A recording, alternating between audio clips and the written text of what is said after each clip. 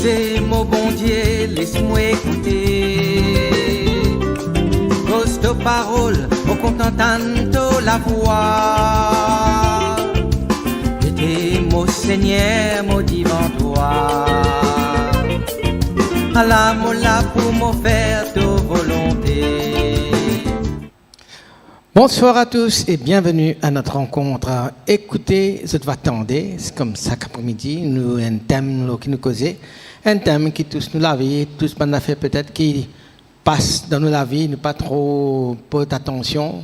Et aujourd'hui, nous proposons un thème qui est en rapport à surtout les parents qui ont des enfants handicapés, quand on a pour parents et des enfants qui sont handicapés. Maintenant, ce que je me pose là, bien sûr, je connais, moi, je ne suis pas marié, je suis des enfants, je suis dans ma famille aussi, je suis une personne avec qui je fais un travail, qui vient dans la famille, occupée comme un handicapé.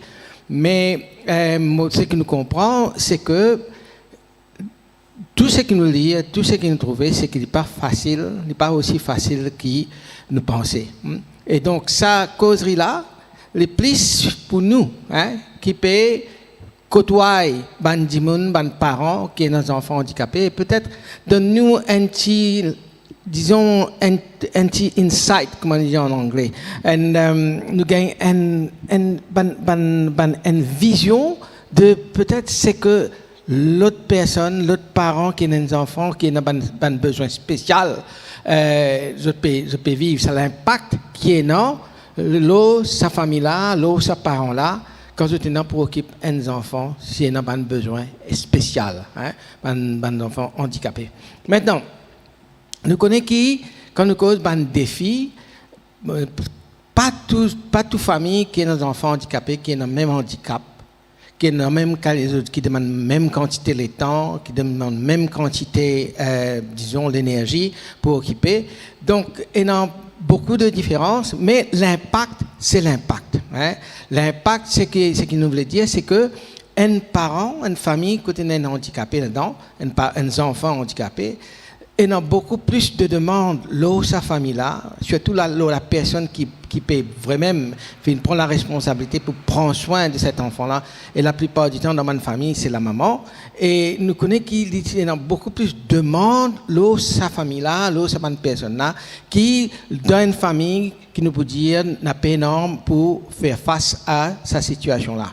OK? Maintenant, qui va une demande qui est énorme, une demande supplémentaire qui est capable de et encore une fois, mon Dieu, il dépend des enfants qui sont handicapés là, qui qualité sont handicapés, qui profondeur sur l'handicap, qui sérieux sur l'handicap qui sont un besoin personnel qui besoin et donc il varie. Mais comme mon Dieu demande là, il est pareil pour tout. Donc il y a un fardeau financier qui est associé à ça parce qu'il y a un service de santé qui coûte un petit peu plus qu'un enfant normal, parce que par exemple même si, comme Dieu nous dit comme ça, nous avons envie, donne à ces enfants-là ce chance.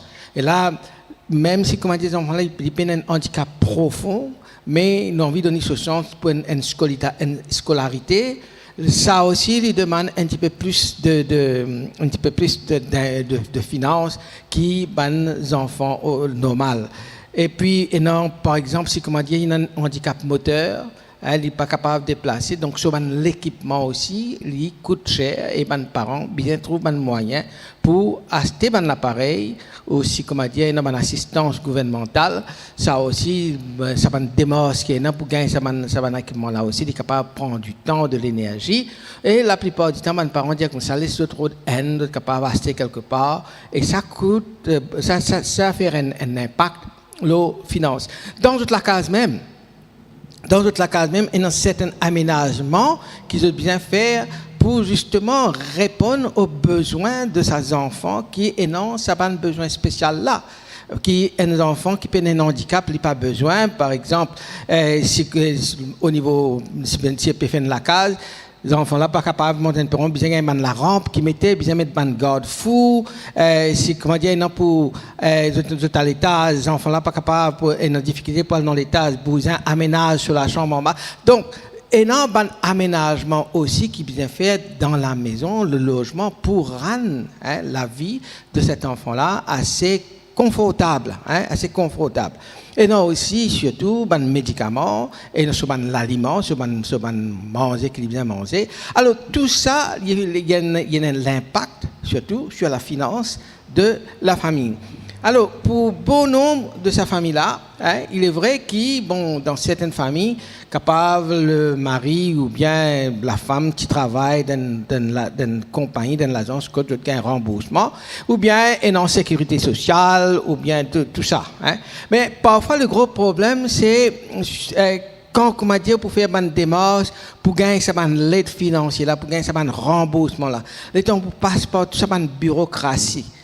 Pour passeport, tout ça, ou bien sortir d'un bureau, pour aller dans l'autre bureau, pour connaître si pas tel papier, c'est ça qui m'a besoin de remplir. Est-ce que ça l'handicap là, est-ce qu'il ça remboursement-là, pour tel handicap, est-ce que mes enfants sont qualifiés pour ça, etc., etc.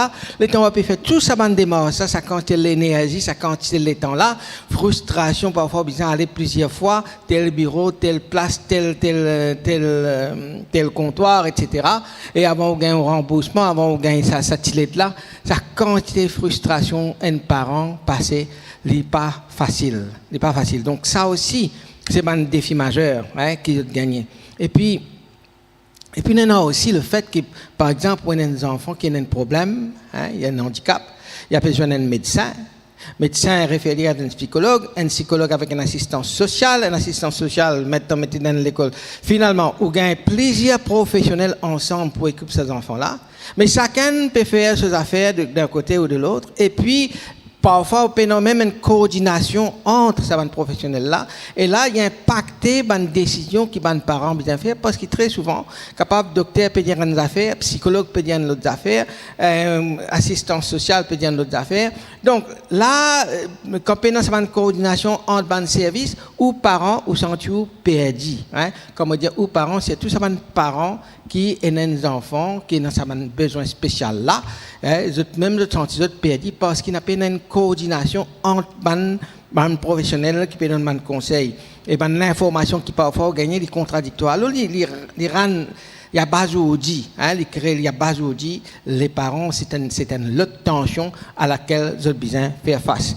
Après, bien sûr, occuper des enfants qui ont un besoin spécial, un enfant handicapé, c'est beaucoup de parents, surtout ma maman, parce que normalement, si comme on dit, une couple, papa là, dit comme ça, ben, bon, ça après, le mari préfère le travail professionnel pour amener le fonds, la finance à la maison, et si, comment dire, l'enfant a besoin de service à plein temps, c'est toujours la maman qui l'a, il sacrifie sa carrière pour lui rester avec ses enfants. Et ça, donc, fatigue, épuisement, l'énergie physique, une quantité peut dépenser, émotionnellement aussi, il prend il y a un impact parce que l'émotion parfois il range ou inquiété pour l'enfant, parfois vous sentez coupable ou pas fin faire assez. Très souvent vous posez la question, est-ce que c'est ma faute que ces enfants là finissent comme ça, est-ce qu'ils m'ont fait une affaire qu'on pas bien faire avant pendant ma grossesse, etc. Ou bien là où commence à gagner anxiété, l'avenir de ces enfants-là, qui manière ils pourraient être, combien de temps ils pourront nous, est-ce qu'ils nous sont capables de continuer à aller, qui quantité d'efforts nous sommes capables de faire, et là, l'anxiété du futur rentre là-dedans. Parfois, il y a des parents qui sont en colère justement, parce qu'il y a une incertitude par rapport à demain. Par connaître si ces enfants-là, ils peuvent sortir dans cette situation quotidienne, ou bien qui l'avenir ces enfants-là. Est-ce qu'ils prennent l'avenir, disons, il y a un handicap, mais il y a encore toujours, il est capable de fonctionner dans la société. Quelle manière la société peut accepter lui, quelle école nous peut mettre lui, etc. Donc, bonne question qui parfois amène colère, amène anxiété, amène inquiétude et amène culpabilité. Donc, et quand un enfant, vous connaissez, nous pas, comment dire, nous, c'est personne pas choisir qui qualité des enfants je peux mettre au monde. Moi, je dire comme ça, toujours nous faisons des enfants, nous faisons dans l'amour, je suis marié, je suis content, alors je fais des enfants là, sans comment dire, je te pose la question, là, je peux faire des enfants, mais je peux faire des enfants qui pas pour handicapés ou bien pour des enfants qui pour un génie, etc. Nous ne pas faire ce choix-là. Nous recevons comme une grâce, nous recevons la vie et l'enfant qui naît, nous recevons comme un cadeau. Mais pas très souvent, ce cadeau-là, ben justement, il demande à ceux qui, si moi des enfants handicapés, qui nous demandent beaucoup plus de sacrifices de notre part, qui, si comment dire, des enfants qui sont nés sans un handicap. Et le gros problème, c'est que justement, à la naissance de cet enfant, il est en final découvert. Hein, et parfois, l'enfant-là est capable de ne pas découvrir tout de suite qu'il est handicapé, mais qu'il a un handicap. Mais très souvent, nous trouvons ça peut développer, il n'est pas causé, il n'est pas rier, il n'est pas marcher. Il arrive là, ce côté bien développé, nous pas trouver, il peut développer. Là, on amène côté un médecin, là, ce pédiatre pour dire comme ça, ben, il y a tel problème. Et le temps nous gagne ça, pareil comme toute bonne nouvelle qui nous gagne, qui n'a pas de nouvelles qui ne peut atteindre, négatif, il produit le choc, il produit le déniement, et là, nous pourrons faire tout pour essayer, comment dire, normaliser la situation. Mais après, on a découvert que nous bien ramenons à l'évidence, et beaucoup de vies changées là. La famille, dans la vie normale, les changer. Et très souvent, quand on dit comme ça, les changer, une décision assez importante rentre en jeu. Par exemple, si peut travailler, surtout si comme le couple peut travailler, tous les deux peut travailler, bien prendre une décision, bien soit à mettre des enfants là dans un home quelque part, dans un hospice quelque part, dans une institution quelque part, soit employer quelqu'un à plein temps pour guetter la personne, ou bien soit elle là-dedans sacrifier sa carrière pour lui rester à plein temps pour s'occuper de son enfant. Alors c'est une décision très importante qui bien prend par rapport à ça, alors qu'une famille qui n'a pas un enfant qui est bien occupé, un enfant avec un besoin spécial, un enfant handicapé, je ne peux pas pour agoniser sa qualité de décision là. Donc ça c'est aussi un impact par rapport à plan qui comme dit tenant pour nos carrières, il est bien modifié ou bien nous bien abandonner le plan là. Par exemple,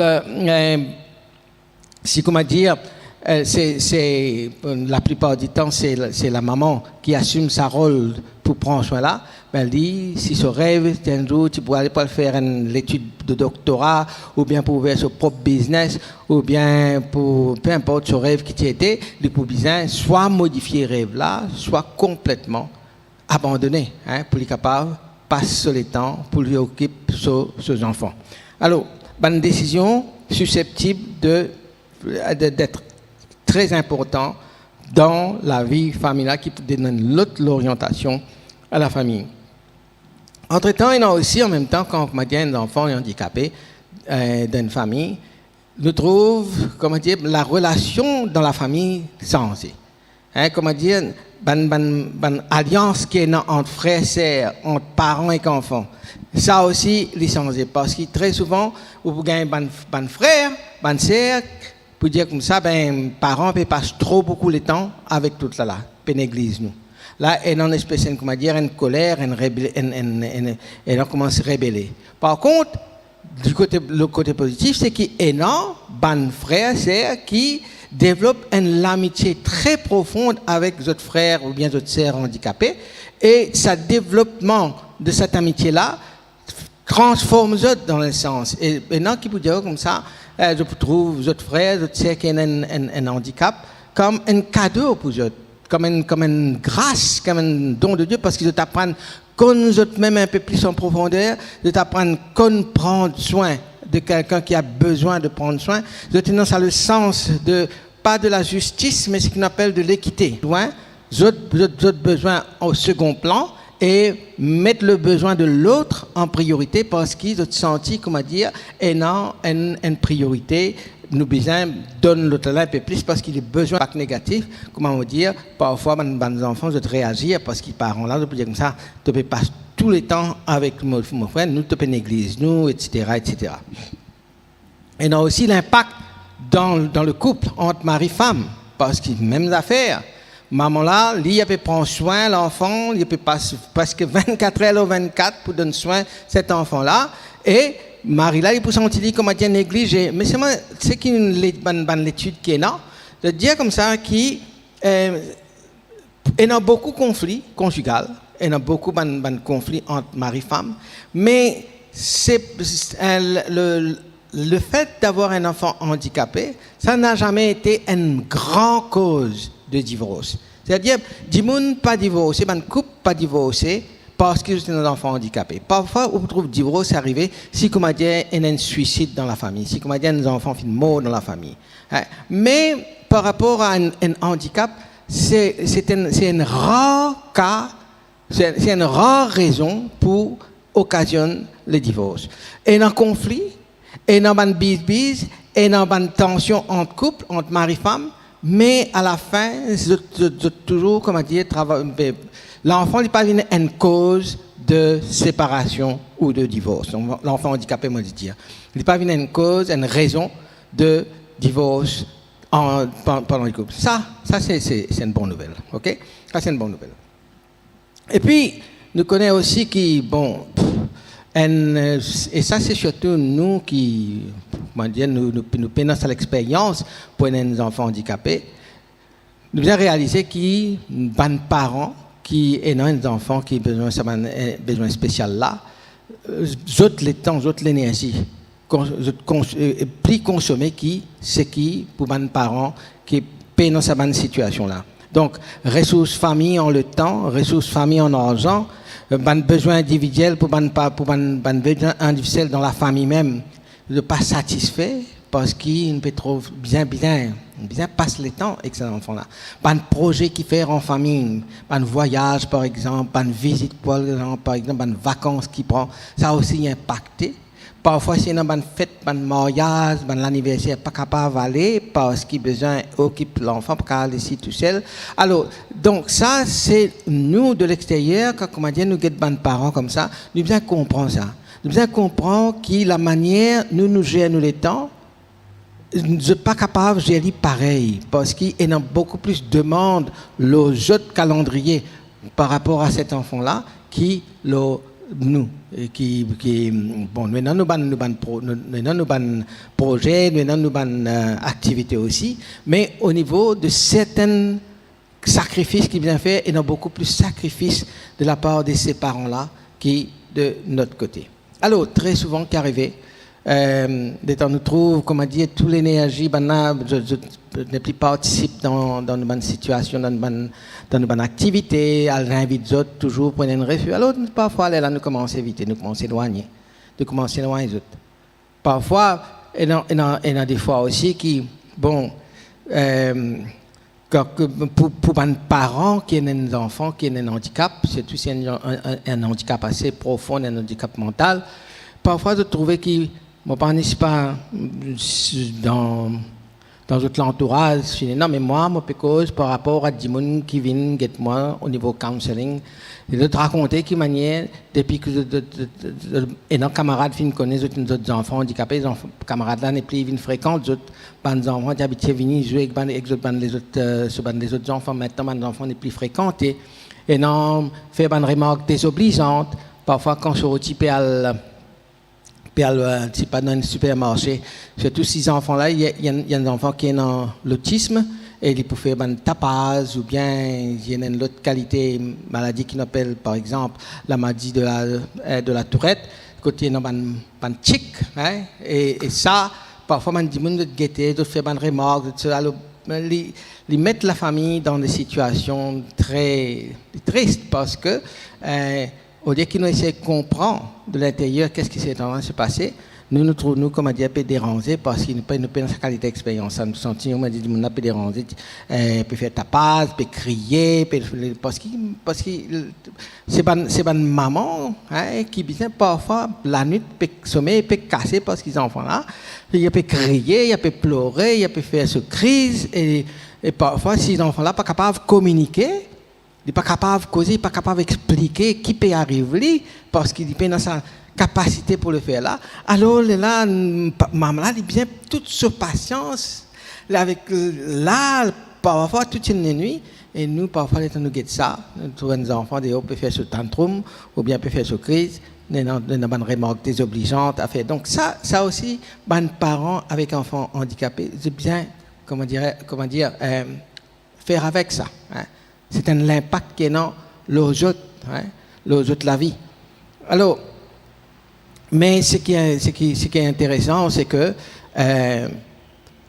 ou bien un témoignage aussi qui ban parents qui des enfants handicapés je peux dire sa quantité de travail c'est une méthode aussi comment dire pour retirer ça avec d'autres comment dire pour perdre tout pour autres et non qui finit arriver trouve dans ça vraiment ça le don de cet enfant-là comme vraiment un don, comme une grâce, et qui développe ce qu'on appelle en autres la résilience. Hein? Ça, qui là, est-ce qu'il vraiment lui fait partie de la famille? Parce qu'il n'est pas capable de faire rien, n'est simplement occupé, donner son manger par tube, ben lit, sans se couche, et puis c'est tout. Hein? Mais il n'a pas aucune réaction, il se pose la question, est-ce qu'il fait partie de la famille ou bien est-ce qu'il n'a pas fait partie de la famille? Et ça, c'est parfois une profonde déchirure par rapport aux parents qui parentent cet enfant avec sa handicap profonde là. Et il y a ambigu aussi parce que je pose la question, mais est-ce qu'il est capable de planifier un futur pour cet enfant-là? Est-ce qu'il est capable de planifier un futur pour nous-mêmes? Par exemple, combien de temps il pourrait rester comme ça? Est-ce que c'est quelque chose qui peut durer pendant quelques années, quelques mois? Ou bien là, ça finalement, encore combien de temps? Donc, aucune planification. Mais est-ce qu'il nous gagne droit de planifier l'avenir? Tant qu'il est encore là, est-ce qu'il nous gagne droit de faire un projet? Tant qu'il est encore là, mais si nous faisons un projet, qui manière ça peut impliquer? Alors, on comprend qui peut passer dans la tête de parents là. Un parent qui a un enfant avec un handicap profond qui finalement peut poser la question, il arrive dans un moment d'ambiguïté, est-ce qu'il est présent ou bien il n'est pas présent? Hein? Est-ce qu'il le projet bien inclure? Alors ça, c'est pas un parent normal dans le sens d'un parent, comment dire, parent normal. C'est une faute d'avoir un mot beaucoup plus approprié. Mais on va dire, un parent qui n'a pas pour dire avec un enfant qui est handicapé, je pas pour poser cette question-là, hein, de l'avenir, de planifier, et puis total de l'avant, de pas pour faire face à l'ambiguïté-là. Alors, pour un parent qui préoccupe des enfants handicapés, peu importe encore une fois le niveau de l'handicap, peu importe encore une fois quelle qualité de handicap il était, voilà quelque chose des trois affaires que je suis content de dire. Première affaire, c'est que je n'ai pas tout seul. Je n'ai pas tout seul parce que tout autour de nous, il y a plusieurs parents qui ont des enfants qui sont handicapés. Et dans nos métiers, en tant que psychologue, psychothérapeute, etc., une des choses qui nous encourageait, c'est un support group, un groupe qui est capable, un groupe de soutien. Hein, et il y a beaucoup de parents, qui se joignent. Hein? Et dans ça pour qui ont une addiction, et dans ça pour un alcoolique, un ancien alcoolique, etc. Mais ça aussi, il y a un support group. Et si, comment dire, nous sommes même capables de former. Nous avons pas le Facebook, je peux trouver le Facebook et dans plusieurs groupes comme ça. Un groupe de parents qui occupent des enfants ou bien quelqu'un qui est handicapé. Et là, je partage pour notre situation. Tout le monde, situation pas pareille. Tout le monde a une demande d'énergie, une demande financière pas pareil, mais au moins, je gagne un partage, je suis capable de raconter un peu cette histoire, je suis capable de donner d'autres témoignages et je peux causer avec des gens qui comprennent parce qu'ils peuvent vivre une situation comme ça. Donc, première affaire, je n'ai pas tout seul. Si, comme je dis, je peux dans un groupe qui est autour de eux, dans notre paroisse ou bien dans la région Côte-de-Tresté, ben, allo Internet, allo Facebook, et non, un groupe de soutien comme ça, hein, pour les parents qui ont des enfants handicapés, qui préoccupent des enfants handicapés. Et puis, deuxième affaire, c'est que oui, surtout une maman, surtout une femme qui quitte le travail pour donner toujours le temps à ces personnes-là, hein, à d'autres enfants handicapés. Et pas seulement je peux donner le temps aux enfants handicapés, Mais de bien aussi prendre soin de la famille. Hein. Marie vini, il faut manger fini pareil, les enfants sortent de l'école, bien occupés, etc. Donc, où est non pour occuper la case, où est non pour occuper tout le monde d'affaires, mais ou bien maintenant, apprendre aussi prendre soin de vous-même. Prendre soin de vous-même dans le sens qui, de temps en temps, redonne qui break, demande de l'aide, c'est pas grand-mère, c'est pas belle-mère, c'est pas... Parfois, prends un petit moment pour vous-même. Et si, comme on dit, ou bien l'aide, pas bien hésiter pour demander, hein, ou un droit à ça, parce que si vous pas fait aller, ou pour craquer. Ou pour craquer, ou pas pour dans l'énergie pour continuer là. Mais, malgré le fait qu'il y a une cause de résilience avant, mais ou bien capable de prendre soin de vous-même, ou un droit à ça, alors parfois, bien un petit break. Pas père, pas le demander l'aide dans l'entourage, ou un camarade, ou bien ou mari même, ou bien ou frère, ou sœur, ou bien ou maman, ou belle-mère, de l'aide. Hein? Ou bien l'essentiel, c'est prendre soin de vous, parce que pas continuer pas sous les temps, prendre soin des autres, si vous pas prendre soin de vous-même. Et puis troisième affaire, ni vous, ni moi, ni personne sur la terre là n'a pas parfait. Ça veut dire que parfois, vous pouvez faire une erreur. Parfois, vous prenez un rendez-vous pour amener vos enfants quelque part, ou pour atteler. Parce qu'ils vous finissent oublier, parce que les enfants là, ça joue là, il y a un peu, ils peuvent faire ce crise, ou pas finir capable, chose, ou finir oublier, ça finit faire oublier une affaire importante. Alors, ou bien capable de nous-mêmes pour ça. Parce que personne n'a pas parfait, nous tous, nous faisons erreur, ou pour faire erreur, nous pour faire erreur, ou pour prendre une décision pour les enfants là, capables de prendre une bonne décision, et puis là, ça est capable d'impacter ou négativement, impacter la famille négativement, mais ça, pour arriver. Il peut arriver, mais première affaire que vous avez réalisée, personne n'a pas parfait, donc, ou ici, ou pas parfait, ou bien laisse où ça droit à commettre des erreurs aussi. Et puis, imaginez qu'avoir un enfant handicapé, l'époux des manœuvres prend une décision qui est parfois pénible, une décision qui est capable de déchirer le cœur. Hein. Par exemple, quitte au travail. Hein. Quitte au travail. OK? Ça, c'est une décision ou bien prendre. Hein. Maintenant, dans quelle mesure, c'est pas hôpital ou bien non, c'est pas ça, c'est pas la réponse qu'il faut donner à cette décision-là qui m'a peut causer là, mais c'est un processus de prendre cette décision-là, ou pour faire face à des décisions qu'il faut bien prendre et qui pas pour facile. Il est capable de décision de leur carrière, il est capable de décision par rapport aux familles, mais il est capable aussi d'une décision morale ou bien d'une décision éthique. Il est capable de cette situation-là. Par exemple, si comment dire aux enfants tellement malades, maintenant il fait je sais pas combien 1, 2, 3, 6 l'opération pour essayer de redresser. Là on peut calculer, le docteur peut dire bien fait une 7e. Maintenant, on peut commencer à penser, est-ce qu'il est capable de soumettre ces enfants-là encore une fois, en bas à couteau là, en bas à l'anesthésie là, etc., etc. 6e, 7e, combien de temps pour aller comme ça, combien de temps pour... Ça, c'est une décision ou bien prend et pas une décision facile. Alors, pour cela, quand il arrive à cette décision-là, causer avec du monde, causer avec du monde capable de nous donner conseils. Après, on balance un conseil là, mais encore une fois, ou pas tout seul. À causer avec le groupe, si vous finissez faire au groupe, hein, à causer qu'il fasse aussi, parce qu'il pas qu'il fasse aussi, tous les parents qui ont des enfants handicapés, ils sont passés par une décision dure à prendre. Alors, pas prendre tout seul, ou n'a pas tout seul, mais sois conscient que parfois, ça peut pousser à prendre des décisions qui peut-être, ou tu es content jamais faire face à ça. Mais malheureusement, c'est ça la réalité. Et puis, pas oublier que parfois, ou pour poser une bonne question, ou pour faire une bonne affaire, mais ou pas pour gagner, ok, pas pour gagner, comment dire, exact. Et ça aussi, parfois, pour que vous faire une erreur. Et ça aussi, là, nous venons à un autre point, ou bien capable, pardonne-nous. Pas de nous-mêmes. Pas de nous-mêmes parce que ou pas un humain.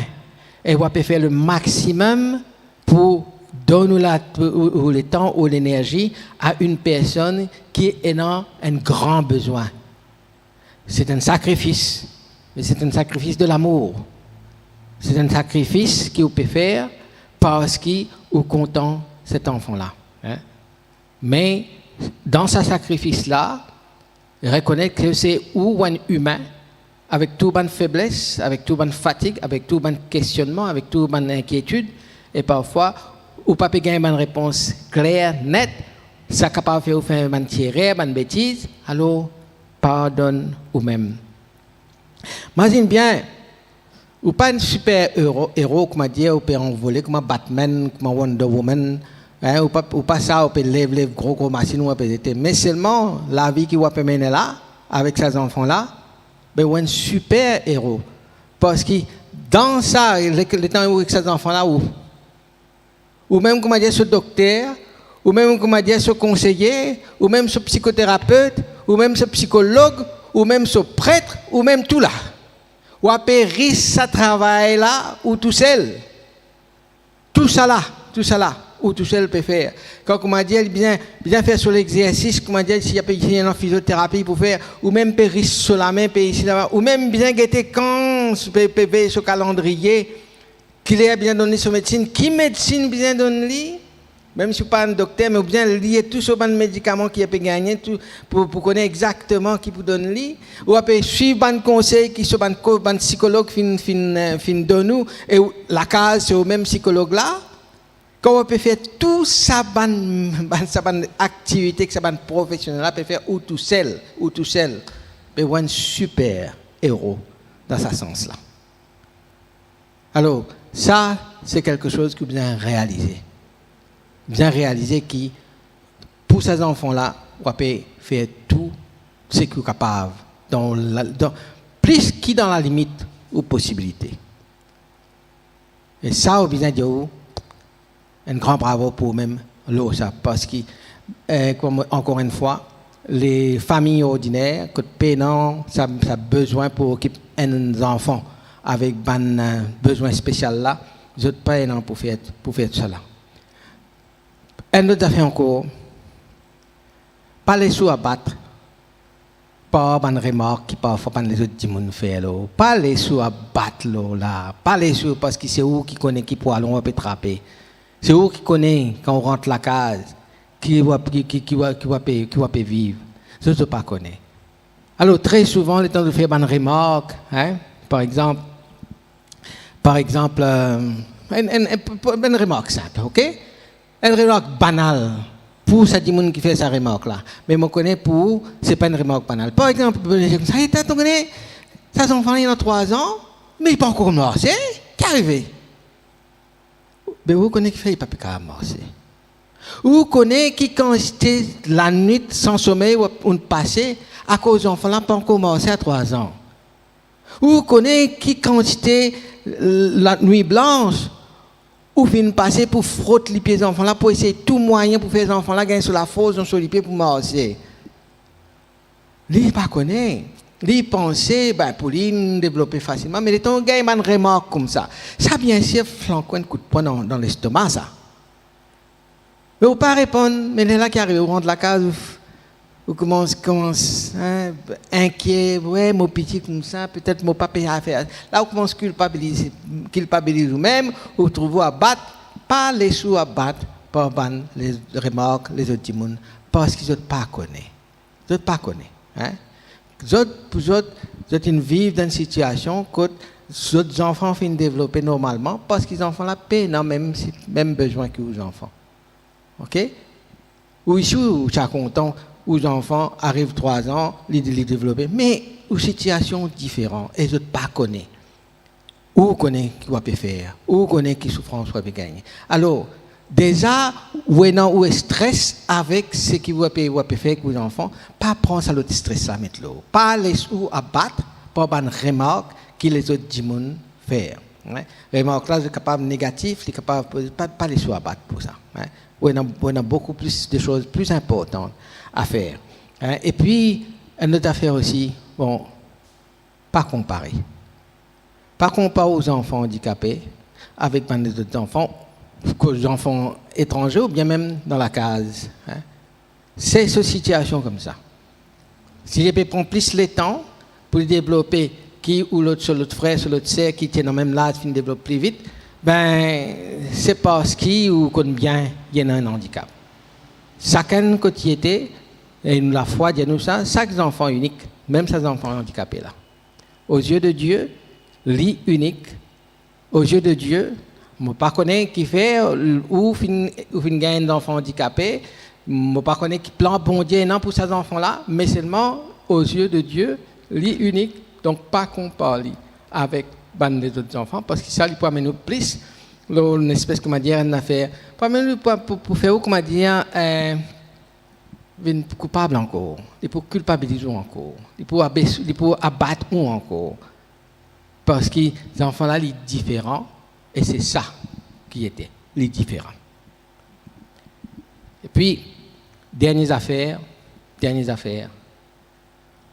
faire confiance ou l'instinct. Qui m'a dire par là? T'allais là, on dit comme ça, ou un super-héros. Vous pouvez être docteur pour dire une affaire. Vous pouvez être infirmier, vous pouvez être psychologue pour dire une affaire. Vous pouvez être tel thérapeute pour dire une affaire. Et parfois, vous avez une information qui peut contredire ça ici. Chacun peut contredire les autres camarades. Une affaire qui vous connaît. Ou pas médecin, ou pas psychothérapeute, ou pas non-nier. Mais vous, maman, ces enfants-là. C'est vous qui vivez presque 24 heures ou 24 avec ces enfants-là. Alors, où connaît aux enfants? Et si, comme dit, ou l'instinct dit comme ça, bon, là, mon besoin donne ces enfants-là, ça soutient là, mon donne ce soutien. Là, mon besoin peut-être, docteur, dit comme ça, pas faire ça, mais moi, j'ai un autre médecin, je prends l'autre la vie parce que je pense, comme dit, une affaire, suivre ou l'instinct. Parce qu'il où connaît nos enfants? 24 heures ou 24. Je ne peux pas dire comme ça désobéir médecin, je ne peux pas dire désobéir ban professionnel, mais nous connaissons bien que ban professionnel parfois ne pas tomber d'accord entre eux mêmes. Mais où que nos enfants, c'est ban professionnel pour vos enfants comme étant. Il y a de temps, 30 minutes, et dans 15 minutes, après. C'est où qui vient retourner avec sa petite là pour 24 heures ou 24 avec ces enfants là. Alors, faire confiance ou l'instinct. Parce que ou l'instinct ou décision, c'est que vous faites pour enraciner dans l'amour qui est pour ces enfants-là. Bonne soirée à vous tous. Je vous rejoins tout à l'heure pour la messe à 6h30.